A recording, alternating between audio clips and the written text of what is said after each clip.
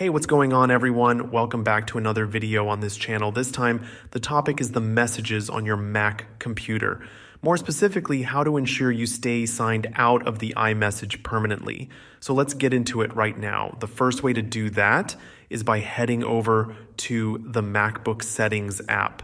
Then you need to locate your name at the top of the list on the left side. Click on it. This is where all the information about your account can be managed. Click on iCloud and you should be able to see right there the message section. When you click it, there's literally just one toggle, and you want to make sure that this Mac doesn't sync with the iMessage account.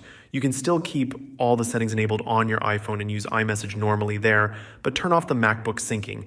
Another possibility is to open up the Messages app on the computer, and in the top panel you can find the Settings button. When you get into the settings, switch to iMessage, and there you need to make sure you click Sign Out from your iMessage account. This will make sure that not only the messages stop being synced, but also that they're not even set up. You cannot then receive any messages because it's just signed out and turned off.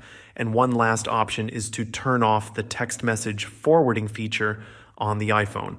Well, inside the iPhone's settings page, when you navigate to the messages section, you should be able to see the forwarding option. It essentially means that the SMS messages that you receive through Ucarrier can also be displayed on the computer or on your iPad. So inside this menu, you just turn it off for the devices that you prefer. It's up to you, of course, to pick the ones that you want. So that would be it from me. I really hope you have found this video helpful. If you did, please consider subscribing to this channel. Leave a like if you feel like it, and I'll see you in the next tutorial.